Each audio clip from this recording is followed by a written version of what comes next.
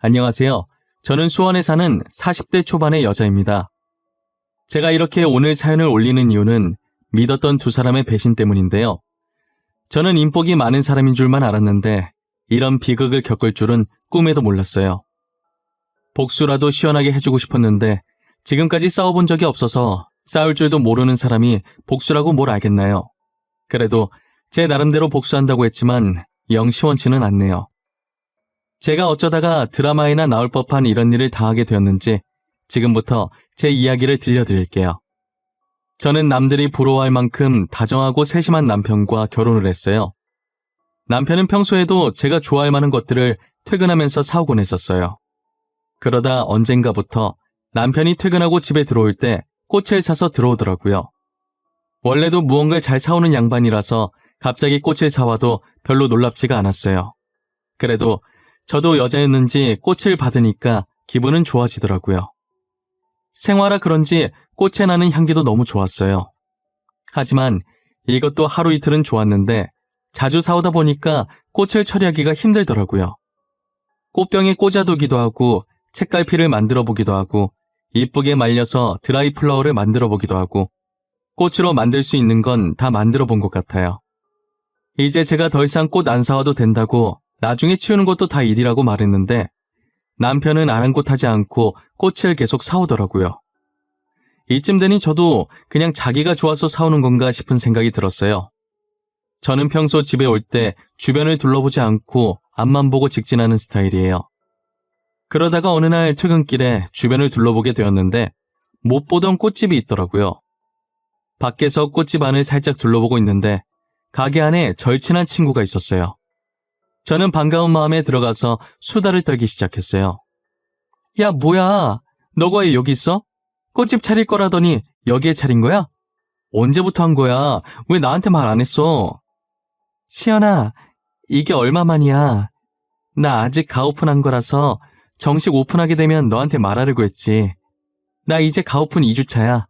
3주차 되면 정식으로 오픈하려고. 그렇구나. 정식 오픈하면 내가 꽃다발이라도 하나 사러 올게. 지금 남편이 꽃을 하도 사와서 집이 꽃밭이야. 아참, 너네 남편 요즘 꽃 사러 자주 오던데 그것도 너한테 말해줘야지 하다가 퇴근 준비만 하면 까먹어서 말을 못했어. 아, 여기서 산 거였어? 안 그래도 요즘 남편이 꽃을 사오길래 어디서 사오나 했더니 여기였구만. 꽃향기 너무 좋더라. 색감도 진짜 너무 이뻤어. 집에 잘 말려서 드라이 플라워 만들어 놨다니까? 너 진짜 남편 잘 뒀다. 꽃 사주는 남편이 몇 있겠어. 너무 좋겠다. 부러워. 나도 빨리 결혼하고 싶다. 나한테도 꽃 사주는 남자 어디 없나? 남편이 사온 꽃 처치 곤란이라고 골치 아파했는데 부러워하는 친구를 보니 괜히 어깨가 으쓱하더라고요. 그날도 어김없이 남편이 일을 마치고 파스텔 톤으로 예쁘게 핀 꽃들을 사왔어요. 아까 친구가 부러워해서 그런지 그날엔 꽃이 유달리 더 이뻐 보이더라고요. 기존에 있던 꽃을 치우고 파스텔 톤 꽃들을 꽃병에 꽂아줬어요. 꽃을 보고 있으니 남편 정말 잘 뒀다는 생각에 계속 웃음이 나더라고요. 그리고 6개월 정도 시간이 흘렀을 때 남편이 더 이상 꽃을 사오지 않더라고요. 그러더니 이젠 꽃 대신 빵을 매일 사오기 시작했어요. 빵? 이게 웬 빵이야? 내가 빵을 좋아하긴 하는데 이 근처에 빵집 없을 텐데. 어디서 났어? 회사 근처에서 사서 여기까지 들고 온 거야? 아니, 우리 집 앞에 빵집이 새로 생겼던데 그래서 한번 사와봤어. 당신 빵 되게 좋아하잖아. 한번 먹어봐. 나도 시식해봤는데 촉촉하니 맛있었어. 집 앞에 빵집이 생겼다고? 나 빵 좋아하는데 잘됐다. 이제 10분 걸어서 안 가도 되겠네? 내일부터 내가 그 빵집 다 털어주겠어. 저는 빵집이 생겼다는 남편의 말을 듣고 다음날 빵을 사러 갔더니 친구가 카운터에 서 있었어요. 혜인아, 너 꽃집은 어쩌고 여기서 일하고 있어? 이제 꽃집은 안 하기로 한 거야? 응, 꽃집 자리가 별로였는지 찾는 사람들도 잘 없고 장사가 안 되더라고. 그런데 여기 빵집이 없길래 자리 조금 옮겨서 빵집 오픈했어. 잘 생각했어. 너무 잘했다 진짜. 여기서 빵집 가려고 하면 10분 정도 걸어야 됐거든. 나 학교 다닐 때 별명 빵순이었잖아. 빵 사러 갈 때마다 진짜 힘들었어. 빵집 하길 잘했네. 자주 사러 와. 내가 서비스로 빵 몇 개 더 넣어줄게. 온전히 내 개인 가게라서 마음대로 해도 되거든. 오, 친구 찬스. 너무 좋다. 근데 내가 사러 오는 일 주말 말곤 거의 없을걸? 아마 남편이 퇴근하면서 사다 줄 거야. 우리 남편 보이면 서비스 줘야 한다. 알겠지? 알겠어. 안 그래도 어제 왔길래 서비스로 몇 개 더 넣어줬어. 진짜 부럽다, 지집애. 결혼 하나는 잘했다니까. 제가 말했던 것처럼 남편은 퇴근할 때마다 양손 가득 빵을 사왔어요. 그러다가 아파트 주민 사이에서 이상한 소문이 돌기 시작했어요. 그 얘기 들었는가? 아니 왜 있잖여. 백일동에 사는 멀끔하게 생긴 남자 말이여. 그 남자랑 요 앞에 빵집 사장이랑 사귄다던데 얘기 못 들었는가? 에? 그 키 크고 훤칠한 남자 말씀하시는 거예요? 그 남자 유부남 아닌가? 제가 전에 와이프로 보이는 사람이랑 같이 나가는 거 봤는데. 결혼을 했어? 근데 왜 그런 소문이 났을까? 둘이 아주 깨가 쏟아진다던디. 남자 퇴근하면 항상 빵집에 들러서 둘이서 그렇게 좋아 죽는다고 하더라고. 진짜요? 누가 그래요? 직접 본 사람 있어요? 솔직히 소문이 괜히 나는 게 아니잖아요. 누군가는 봤으니까 소문이 났겠지. 안 그래요? 그게 우리 딸이 집에 오는 길에 봤다지. 요즘 하도 밤에 출출해서 퇴근하고 오는 길에 밤에 먹을 빵을 사러 갔는데 손님 들어온 줄도 모르고 깨를 먹고 있었다라니까. 바로 이상한 소문의 주인공이 저희 남편과 제 친구였는데요. 제 남편과 제 친구가 사귄다는 소문이 조금씩 나기 시작하더니 곧이어 아파트 전체에 퍼지기 시작했어요. 소문이라는 게 진실이든 아니든 한 번 터지면 순식간에 확산되잖아요.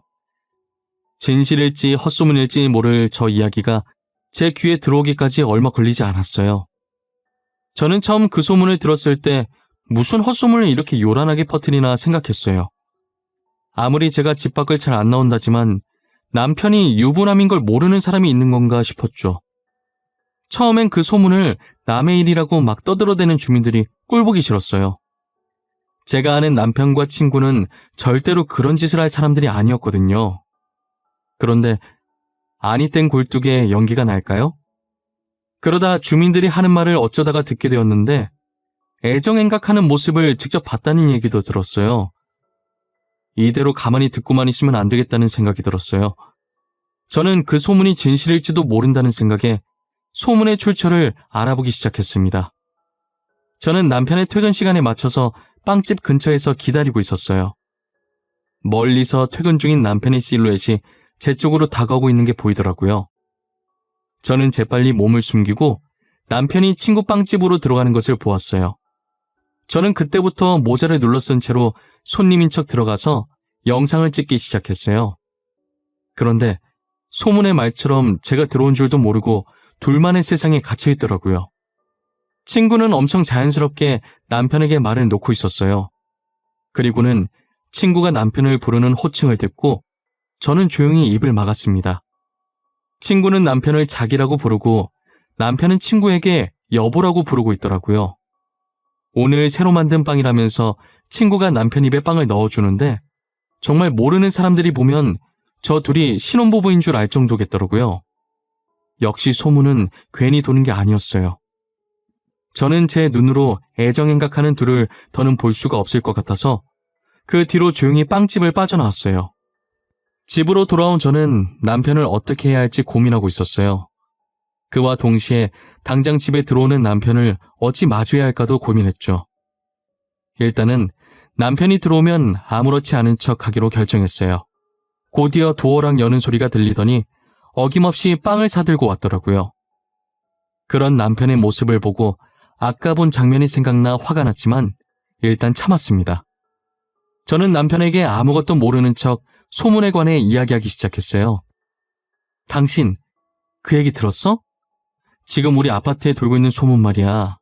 나 참, 내가 그거 듣고 얼마나 어이가 없던지. 소문? 난 전혀 들은 게 없는데. 아파트에 무슨 소문이 났어? 내가 아파트에 친한 사람이 없어서 소문 같은 것도 못 들어봤네. 나도 친한 사람 없는데 지나가다가 들은 거야. 아니 글쎄, 당신이랑 혜인이가 사귄다잖아. 내가 당신 와이프인데 누가 누구랑 사귄다는 거야 진짜? 너무 어이없지 않아? 어? 진짜 어이없네. 내가 누구랑 사귄다고? 하, 다들 무슨 말 같지도 않은 소리를 하는 거야. 진짜 헛소문이네. 도대체 누가 그런 소문을 내고 다니는 거야? 아니 그리고 나한테 누가 어이없는 영상도 보내주더라고. 근데 나는 그런 거 안 믿어서 바로 삭제했어. 이 영상? 어떤 영상이었는데? 소문 진짜라면서 누가 당신한테 영상 보내준 거야? 그냥 발만 보이고 여자랑 남자랑 서로 여보 자기 하는 영상이었는데 목소리가 당신이랑 혜인이 같긴 했는데 솔직히 비슷한 목소리 많잖아. 그래서 그냥 삭제했어. 요즘 누가 그런 장난을 하는 거야 진짜. 지금 아무 탈 없이 잘 사는 가정 무너뜨릴 일 있대? 진짜 어이없어. 잡히면 가만 안 둘 거야 내가. 남편 얼굴이 새하얘져서는 끝까지 화내는 척하면서 은근슬쩍 자리를 피하더라고요. 저는 그런 남편을 힐끔 보고 계속 모르는 척하고 있었어요. 사실 제가 이렇게 하면 제 친구와의 관계를 정리할 줄 알았어요. 하지만 그건 저의 큰 착각이었던 거죠. 이제껏 다정했던 남편을 믿고 사람을 잘못 본 것이었던 거예요. 저러고 다음날 또 빵집에 갔는데 제가 그렇게 얘기를 해도 정신을 못 차린 건지 또 둘만의 세상에 갇혀서 애정 행각을 하고 있더라고요. 저는 그 모습을 또 몰래 영상으로 담아놨습니다. 친구는 남편에게 언제 이혼할 거냐고 난리를 치고 있더라고요. 자기, 도대체 언제 이혼할 거야? 진짜 이혼 안 할 거야? 난 자기랑 결혼하고 싶은데 자기는 아니야? 나만 자기 좋아하는 거야? 나도 여보 많이 좋아하지. 여보랑도 살아보고 싶고. 하지만 난 시연이도 너무 사랑해. 둘 다 너무 좋아서 이혼하고 싶지는 않아. 내가 전에도 말했잖아. 이혼하는 건 싫다고. 여보가 알겠다며. 그때는 이렇게까지 자기가 좋아질 줄 몰랐지. 시연이가 말했던 것보다 더 다정해서 포기가 안 돼. 나 매번 시연이가 부러웠어. 어디서 이런 남편을 구했나 싶고. 여튼 난 절대 이혼은 안 돼. 못해. 다시는 이혼하라는 얘기 꺼내지 마. 나 진짜 화낼 수도 있어.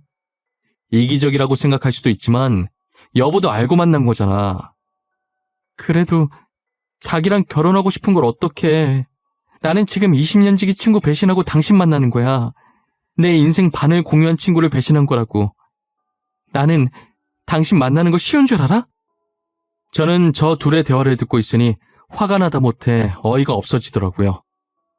저는 증거 영상을 찍는 것을 멈추고 모자를 벗었어요. 아직도 어리석은 저 두 사람은 저를 발견하지 못했죠. 그리고는 그들에게 다가가서 남편 뺨을 그대로 내려쳤습니다. 남편은 이게 무슨 짓이냐며 화를 내면서 돌아보는데 제가 서 있자 무릎을 꿇고 빌기 시작했어요. 당신 언제부터 거기 있었어? 다 들은 거야? 아니지. 당신 지금 뭔가 오해하고 있는 거야. 나는 빵 사러 온 거야. 당신 빵 좋아하잖아. 그래서 빵 사러 왔어. 처음부터 다 들었어. 너네 진짜 웃기더라. 사람 바보 만드니까 재밌나 봐. 언제부터 속였어? 꽃 사줬을 때부터 속였니? 그때부터였어?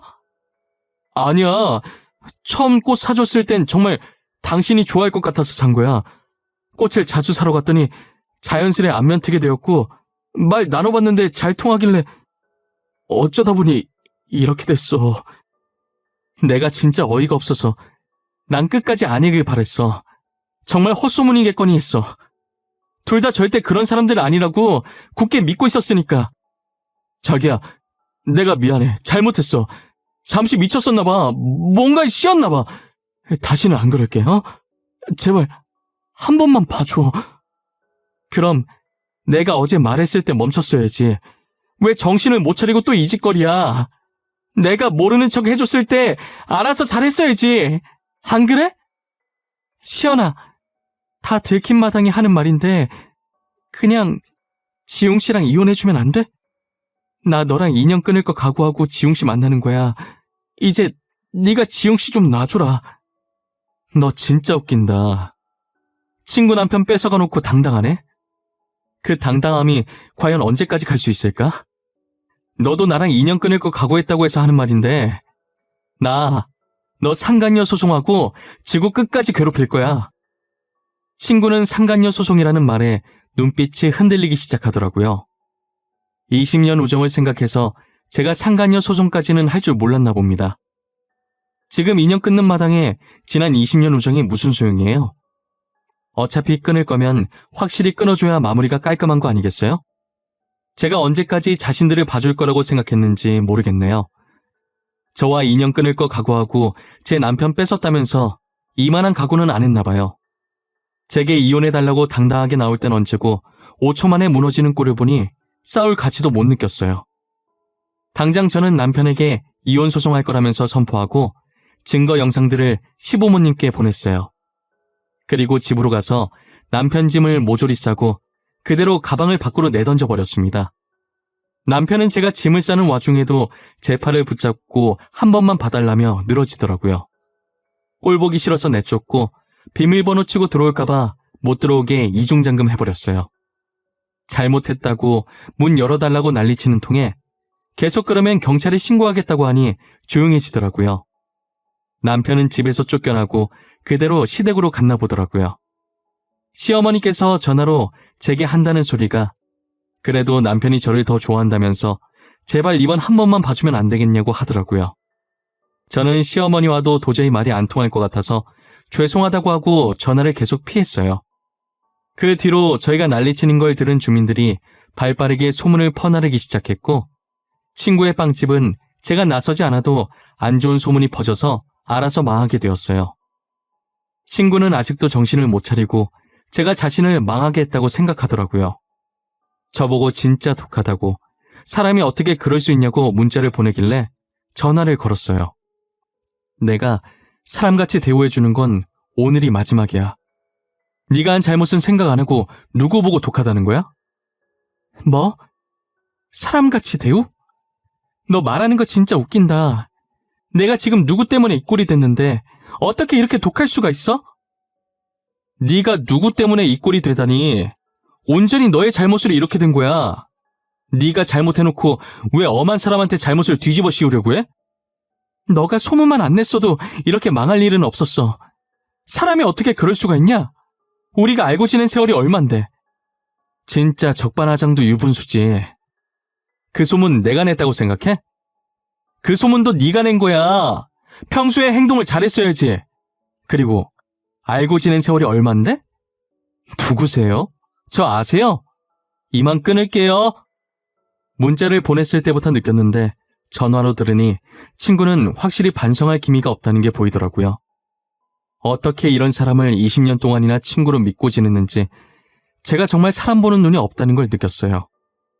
한동안은 남편의 시어머니의 친구까지 제 폰이 쉴 틈이 없었어요. 친구는 제게 당장 상간녀 고소 취하 안 하면 큰일 날 거라고 협박까지 하더라고요. 저는 침착하게 아무런 답장을 하지 않고 그대로 친구를 협박죄까지 추가시켰어요. 큰일은 본인이 난 것 같은데 제가 도대체 어떻게 큰일이 난다는 건지 모르겠어요. 방귀 낀 놈이 성낸다는 말이 이럴 때 쓰이는 말인 것 같아요. 저는 소송 끝에 남편과 이혼하고 남편과 친구에게 위자료를 받아냈어요. 다니던 회사를 그만두고 위자료로 받은 돈으로 온라인 쇼핑몰을 열어서 새 출발을 했습니다. 워낙 쇼핑몰이 많아서 장사가 안 될 줄 알았고 그래서 처음에는 조그마한 원룸에 사무실을 차렸었어요. 제가 대학생들을 주 고객층으로 둬서 용돈으로도 부담 없이 살 수 있게끔 가격을 다른 쇼핑몰에 비해 싸게 책정하다 보니 원래 생각했던 것보다 장사가 훨씬 더 잘 되더라고요. 도저히 저 혼자서는 일을 못할 것 같다는 생각이 들었고 결국 알바생을 몇 명 뽑기로 했어요. 들어온 이력서들을 정리하고 있는데 눈에 띄는 이름이 보이더라고요. 제 친구였던 사람이자 제 남편의 상간녀였던 사람과 이름이 똑같았어요. 설마 하는 마음으로 일단 서류 전형에 합격시켰어요. 면접 날이 되었고 서류 전형에 합격한 사람이 한 명씩 들어오는데 역시나 예상대로 친구가 들어오더라고요. 친구는 저를 보자마자 웃고 있던 얼굴이 서서히 굳어가기 시작했어요. 다들 얼굴에 미소가 가득한 게 굉장히 밝고 일을 잘할 것 같아 보이네요. 그런데 서혜인 씨는 표정이 왜 그런 거죠? 무슨 안 좋은 일이라도 있으신가 봐요? 아닙니다. 제가 원래는 정말 잘 웃는 편인데 긴장을 너무 많이 해서 그런 것 같습니다. 죄송합니다. 아니에요. 죄송할 거 전혀 없어요. 긴장하다 보면 그럴 수도 있죠. 그래도 면접인데 억지로라도 웃어야 되지 않겠어요? 다른 분들은 웃는 게 쉬워서 웃고 계신 게 아닐 텐데요. 살짝 날이 서 있는 제 말에 서로 눈치를 보며 면접장 분위기는 순식간에 살얼음판이 되었어요. 하지만 제가 곧바로 다른 지원자분들에겐 상냥하게 이것저것 하나하나 질문하니 지원자들도 제가 하는 질문에 또박또박 웃으면서 대답을 하더라고요. 친구에게는 질문을 단 하나도 하지 않았고 눈길조차 주지 않았습니다. 면접이 거의 끝나갈 때쯤 친구 표정은 누가 살짝만 건드려도 울 것 같더라고요. 그리고 처음이자 마지막으로 친구에게 질문을 하나 던졌습니다. 자, 마지막으로 서혜인 씨는 잘하는 게 무엇인가요? 분명 잘하는 게 하나 있을 텐데 말이에요. 그죠? 저는 죄송합니다. 아니, 제가 울려고 한 건 아닌데 저도 모르게 눈물이 계속 나서 정말 죄송합니다. 어머, 왜 우세요? 제가 어려운 질문을 한 건가요? 서혜인 씨는 여기 계신 분들과 다르게 잘하는 게 없으신가 봐요?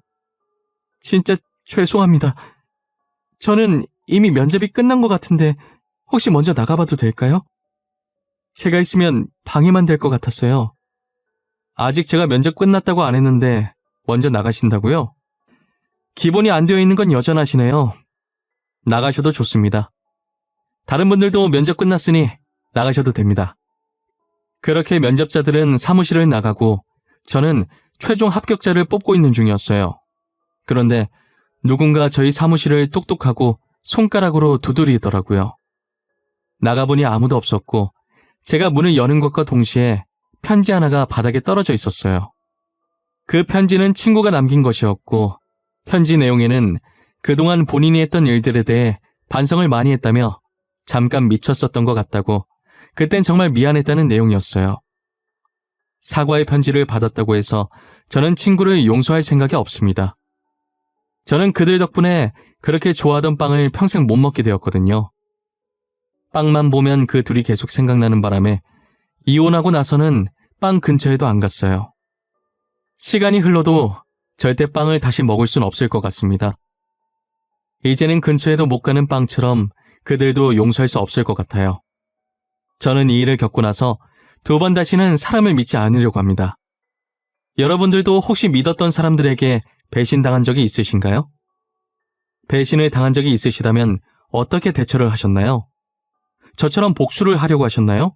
아니면 용서를 하셨나요? 저는 저 나름대로 복수를 한다고 했지만 속이 시원하지는 않네요. 여러분들은 어떤 선택을 하든 꼭 속이 후련해지는 선택을 하시길 바랄게요. 날씨가 많이 춥습니다. 특히 이 시국에 감기 걸리지 않게 조심하세요. 늘 행복하시고 건강하세요. 지금까지 제 이야기 들어주셔서 감사합니다.